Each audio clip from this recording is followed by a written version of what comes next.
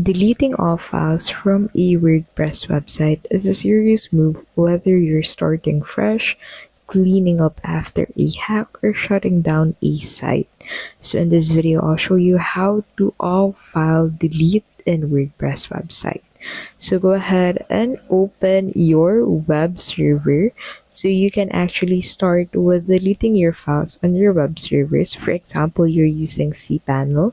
You'll need to sign into your account and then navigate to the public_HTML or root folder, and then select all WordPress files and folders and then delete them.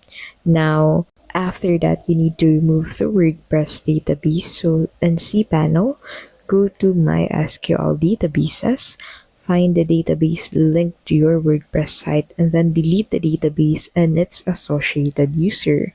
Now, if you're not deleting the whole site but want to remove unused media, you can also use Media Cleaner plugin, scan for unused files, and delete them safely. Now, if you want to reset WordPress, you need to go ahead and head over to the plugins marketplace and then search for WP Reset, and then click on the WP Reset webhook integration, and then click on this install and activate button at the right side of your screen. So if you want to keep WordPress installed but erase all content, you need to install this plugin. Use it to delete posts, pages, media, users, themes, and plugins. Deleting files and databases is irreversible. Double check before confirming.